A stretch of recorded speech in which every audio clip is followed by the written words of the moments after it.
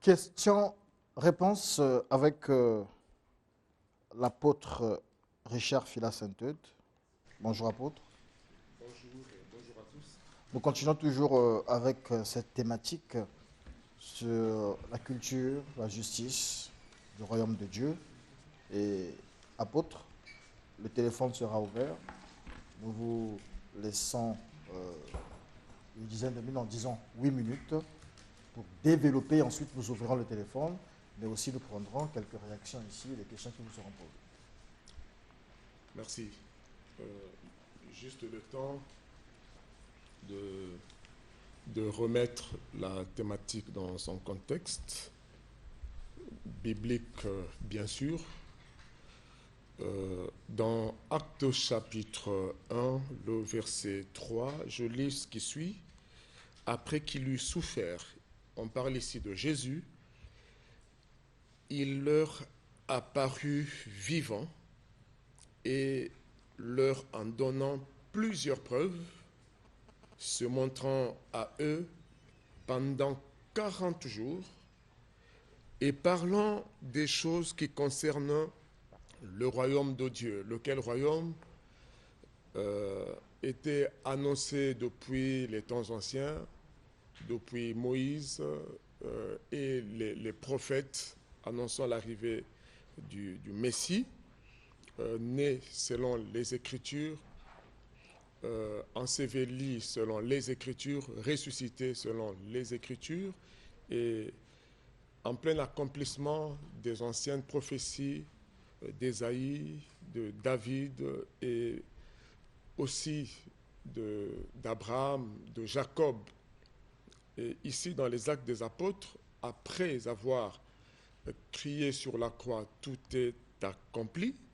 Et ici, nous sommes en pleine résurrection de Christ et en plein accomplissement de ses promesses. Après qu'il eut souffert, il leur apparut vivant et il leur donna des preuves, se montrant à eux pendant 40 jours et parlant des choses qui concernent le royaume de Dieu.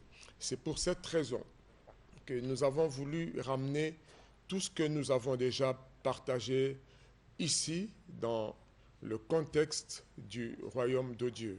Parce qu'en réalité, Christ est venu pour amener ici-bas le royaume des cieux.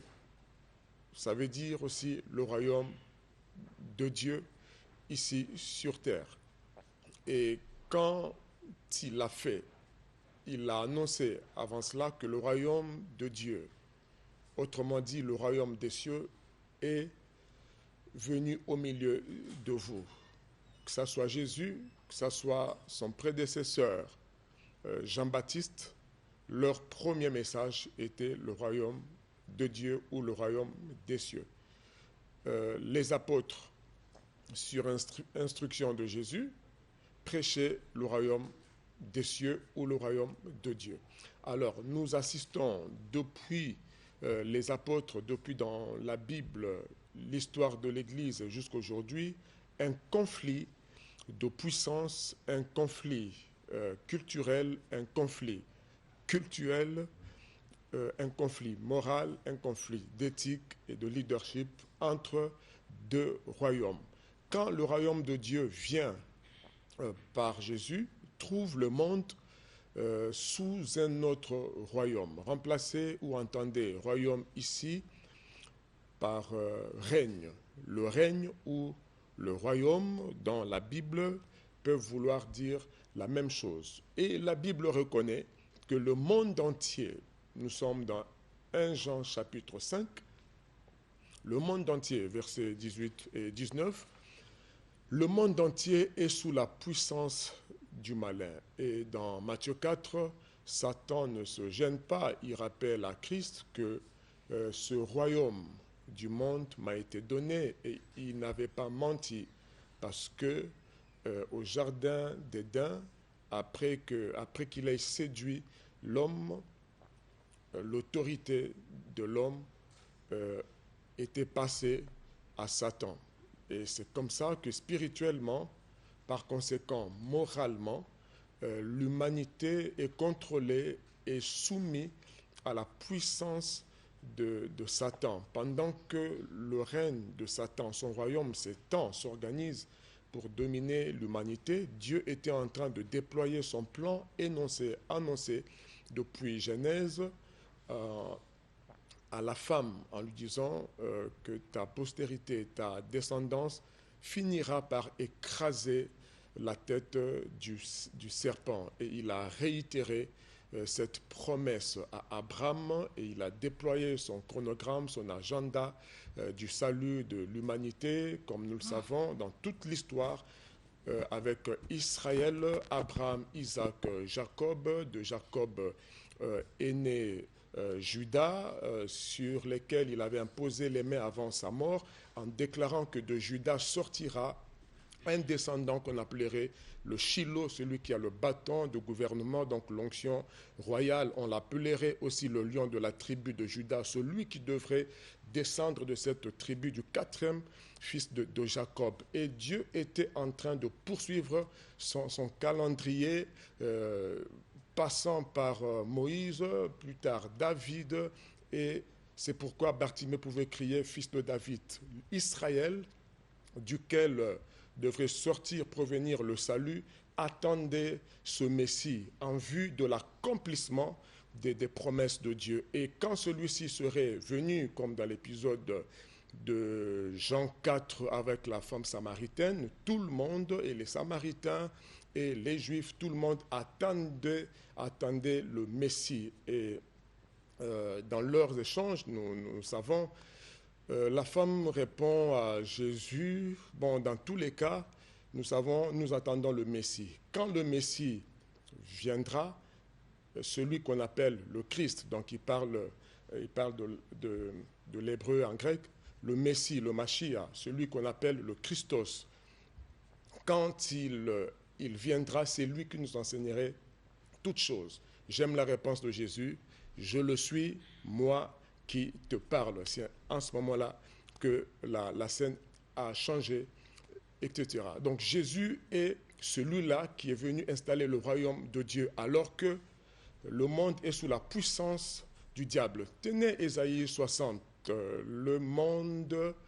alors que le monde est couvert des ténèbres, mais sur toi, la lumière se lève. C'est notre prière pour quelqu'un qui nous suit ce matin. Donc là, il est question de dégager le contraste et de reconnaître le conflit entre deux royaumes, le royaume de Dieu, le royaume de lumière, le royaume de Christ, et le royaume des ténèbres, où se trouvent les antivaleurs, les mauvais héritages depuis Adam, depuis les civilisations, depuis nos ancêtres. Je parle des antivaleurs et les mauvais héritages, donc une partie de la culture que nous tenons de nos racines qui n'honorent pas Dieu. Nous avons dans ce règne qui est soumis aux puissances des ténèbres qui ont contrôlé l'humanité et même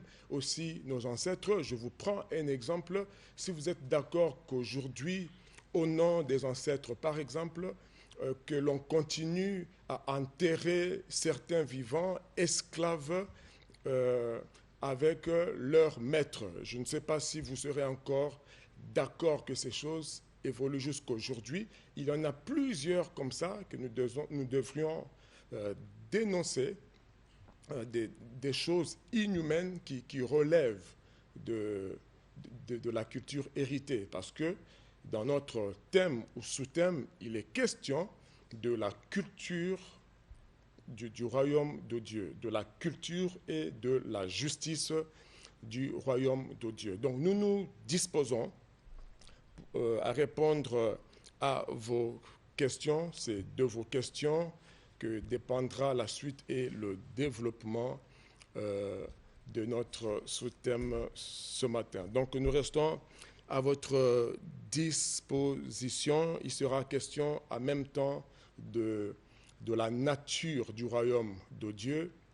Elle est spirituelle, comme disait Jésus dans Jean 18, mon royaume n'est pas de ce monde.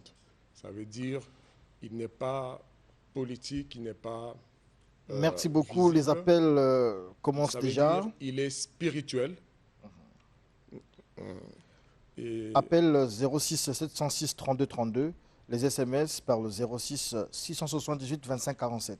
SMS 06 678 25 47. Appel comme celui-ci 06 706 32 32. Bonjour.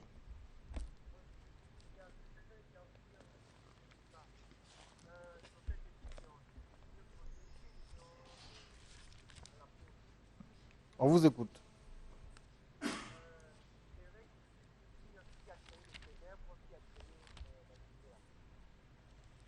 Vous dites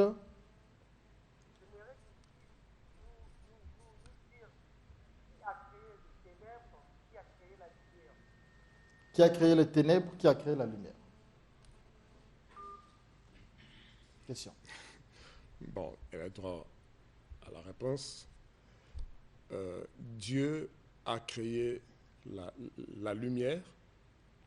Les ténèbres que Dieu a créées, ce sont les ténèbres naturelles, donc on peut vulgairement appeler quand le soleil se couche,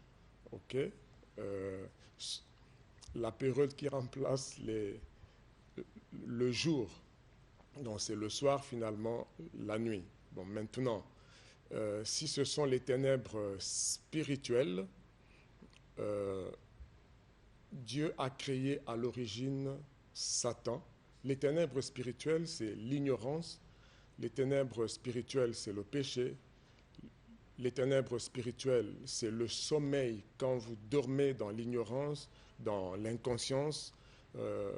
C'est tout ça, les ténèbres. Et aussi les ténèbres spirituelles, c'est aussi un temps ou l'environnement. C'est comme la nuit, c'est une période. Donc toute la durée des temps où vous êtes dans l'ignorance, dans le sommeil spirituel, vous ne connaissez pas Dieu, vous êtes dans les ténèbres. C'est Dieu qui a créé Satan, et Satan, en se rébellant, est devenu le prince des ténèbres, comme dans Éphésiens 2, voilà, à partir du verset 1, 2, 3, et tous ceux qui suivent donc Satan sont dans les ténèbres, comme Satan règne dans les ténèbres. Donc à l'origine, les ténèbres spirituelles ne peuvent pas être créées par Dieu. Dieu a créé Lucifer qui servait Dieu, et il s'est rébellé, et il a créé, parce que Dieu est lumière,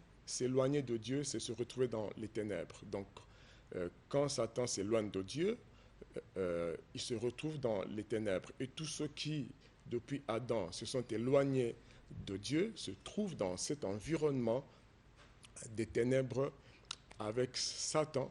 Je ne sais pas si il en fallait plus ou mieux que ça. Dieu a créé la lumière, et les ténèbres, ce sont les conséquences Merci beaucoup. de l'éloignement d'avec Nous Dieu. allons encore prendre cet appel. Oui, bonjour. Oui, l'apôtre Phila vous écoute.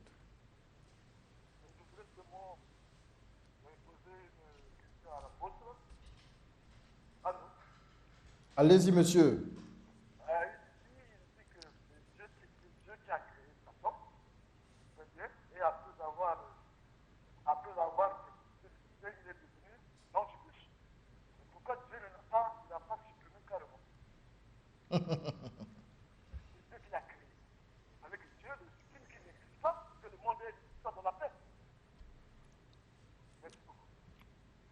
Merci à vous. Je n'ai pas entendu sa question. Il dit, Dieu a créé Satan. Pourquoi Dieu a créé Satan au lieu de l'éliminer simplement? Voilà. Au lieu de faire souffrir les gens, Satan, tous les jours chasser Satan, mais éliminer Satan une fois pour toutes. C'est sa question, quoi.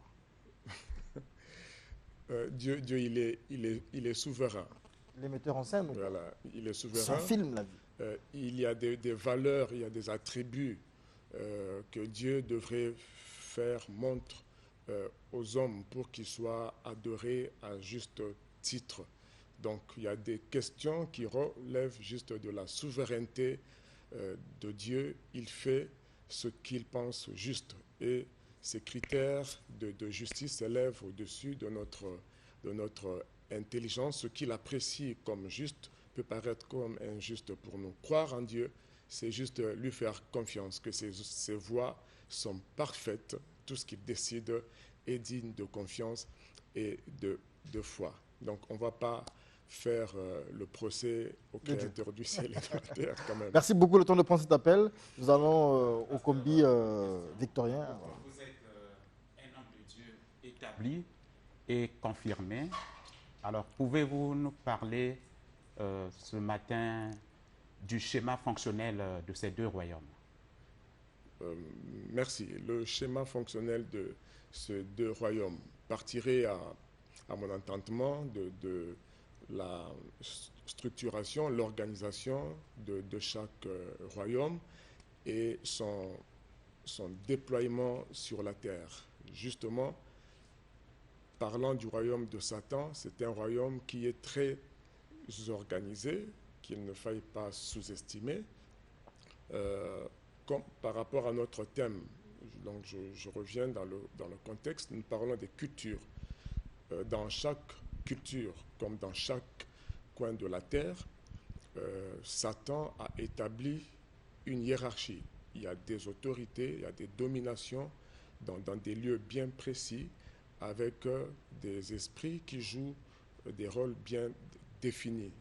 Jean 10 déclare qu'il ne vient que pour égorger, pour dérober, égorger et détruire. Tout ce que Satan fait, d'apparemment bien en bien, mais au finish, c'est toujours pour détruire. Il peut vous donner la protection, la guérison, la gloire, mais dans son plan de séduction, il donne des avantages de la main droite et il retire de la main gauche. Donc, il séduit, il détruit, il vous retire des choses, même les années de votre vie, etc. Il ne vient que pour détruire et il est très bien organisé.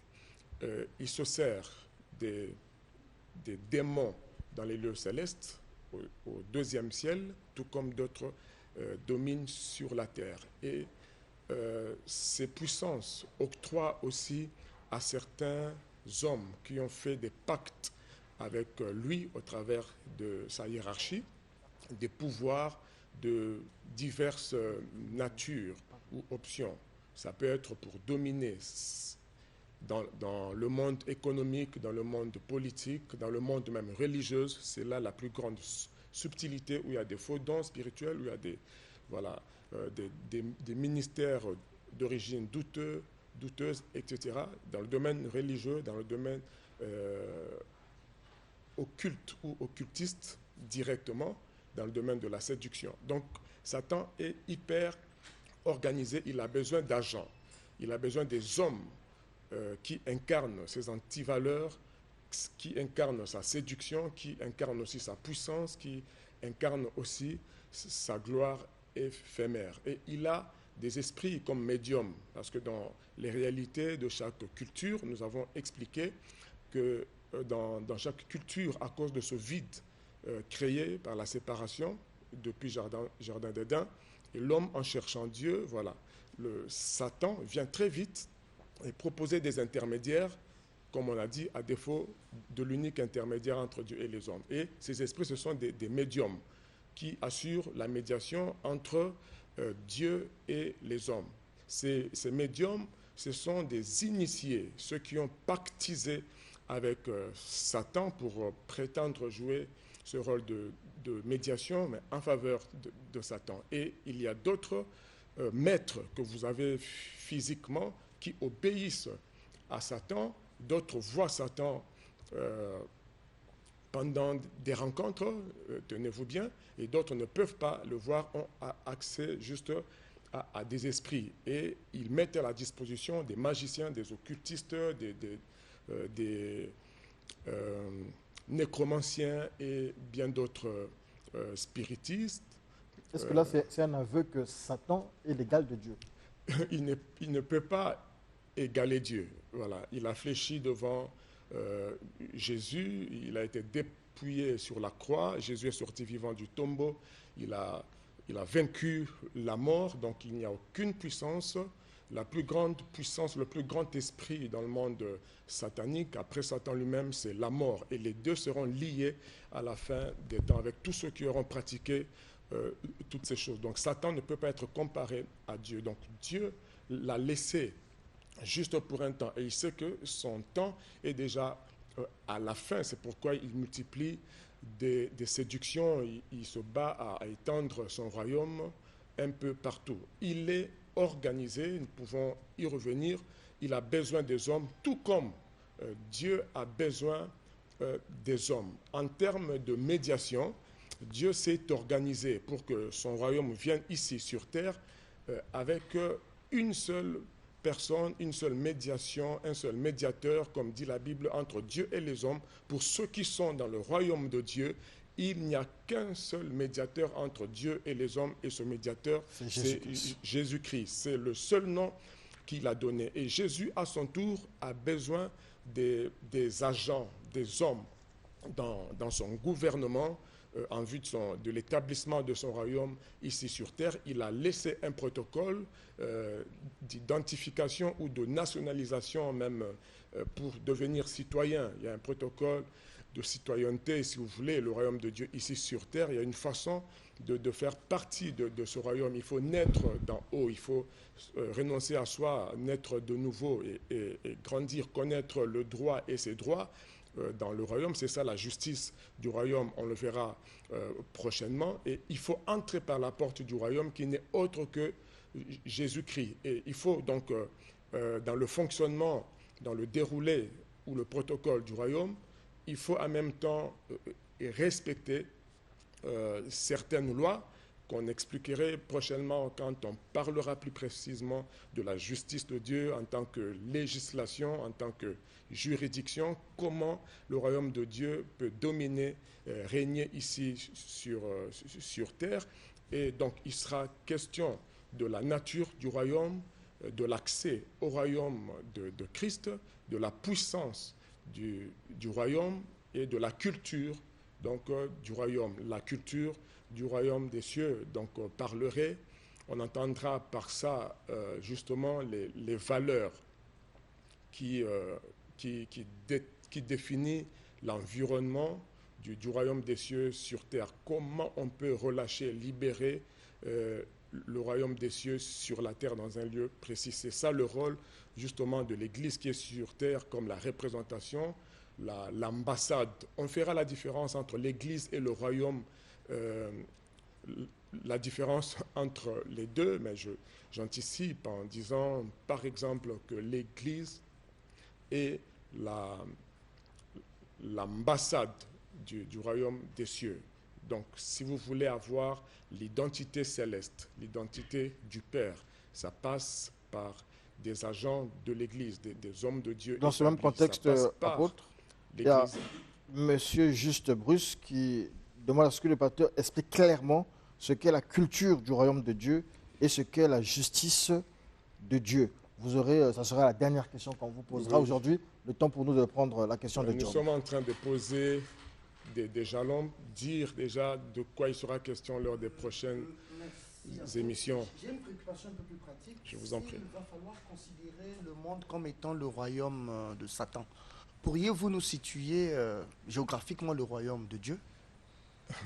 Le royaume de Dieu ne peut pas se situer géographiquement. C'est partout où Christ est accepté comme le seul sauveur, le seul médiateur entre Dieu et les hommes, celui que Dieu a envoyé. Quand vous croyez en Christ, vous en faisiez votre sauveur et Seigneur personnel.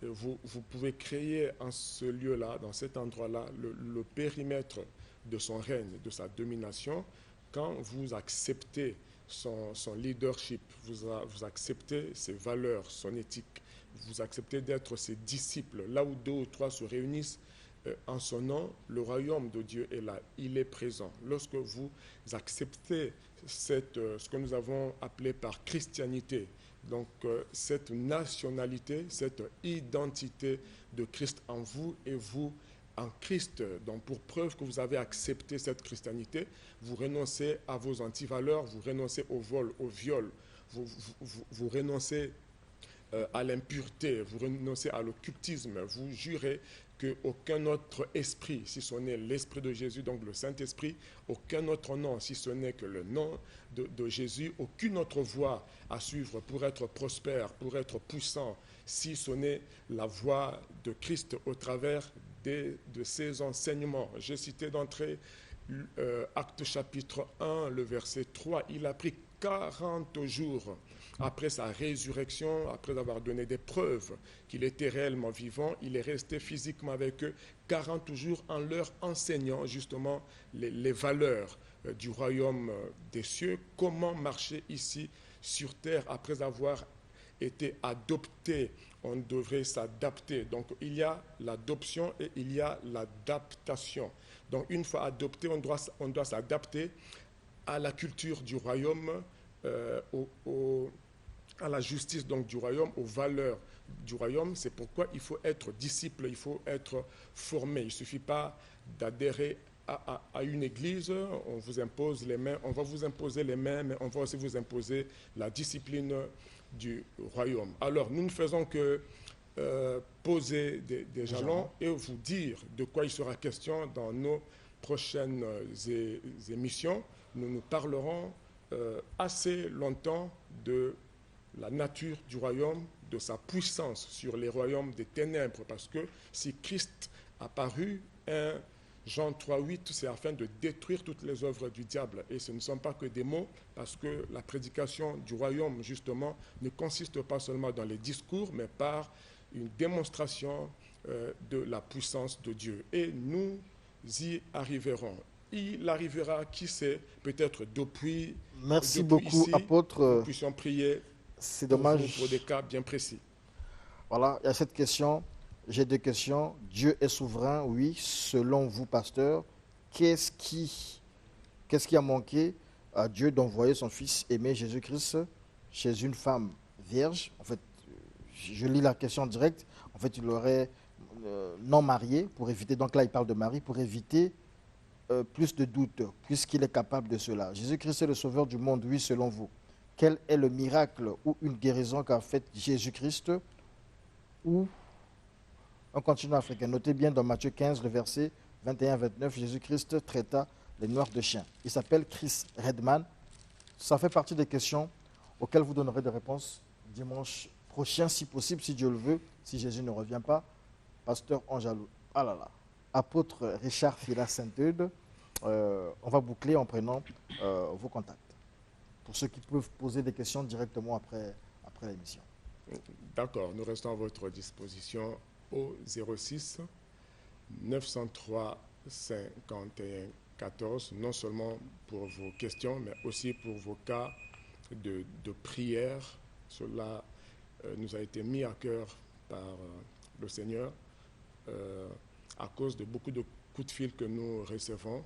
Nous réitérons notre disponibilité pour venir prier même chez vous. Appelez sur ce numéro. Si ce n'est pas nous-mêmes, il y a des équipes qui viendront chez vous prier pour vos cas bien précis afin que les ténèbres laissent la place à la lumière. Que Dieu bénisse le Congo, que Dieu bénisse Studio 210, que Dieu vous bénisse dans vos familles.